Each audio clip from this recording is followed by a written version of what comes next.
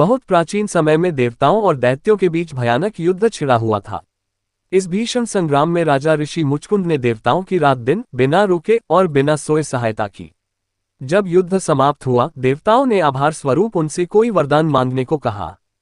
थककर चूर हो चुके मुचकुंद ने कहा, मुझे ऐसी गहरी शांति से भरी निद्रा चाहिए जिसे यदि कोई भंग करे तो वह तुरंत भस्म हो जाए।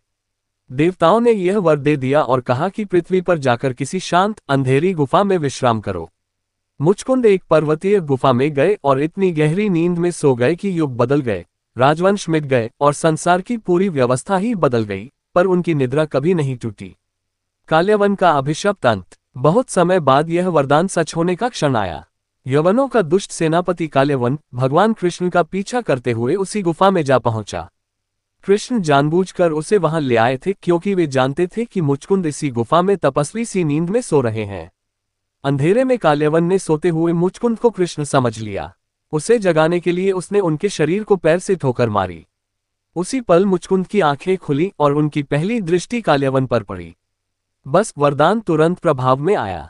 काल्यवन पल भर में जलकर राख हो गया। मुचकुंद और कृष्ण का दिव्य मिलन। मुचकुंद ने जब आंखें मलकर चारों ओर देखा तो उनके सामने भगवान कृष्ण खड़े थे।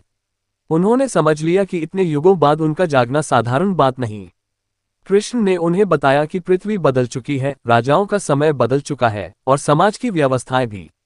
ये सुनकर मुचकुंद ने अब विश्राम नहीं बल्कि ज्ञान मांगा, जीवन के उद्देश्य को समझने का ज्ञान। कृष्ण ने उन्हें आत्मज्ञान का मार्ग दिया। इसके बाद मुचकुंद फिर से पर्वतों पर चले गए, तपस्या और आत्मचिंतन में लीन होने के लिए। क्यों कहलाए कृष्ण रणछोड़? जब काल्यवन की विशाल सेना मथुरा को घेर चुकी थी, तब कृष्ण ने प्रत्यक्ष युद्ध न करके रणनीति अपनाई। वह युद्धभूमि छोड़कर काल्यवन को गुफा तक ले गए। बाहर से देखने वालों को यह भागना लगा और कुछ लोक कथाओं में कृष्ण को रणछोड़ कहा जाने लगा। लेकिन सत्य यह है कि यह एक दिव्य रणनीति थी जिसके कारण काल्यवन बिना युद्ध किए ही विनष्ट हो गया। जय श्री कृष्णा। यदि आप भगवान कृष्ण के भक्त हैं तो कमेंट में जय श्री कृष्णा अवश्य लिखें।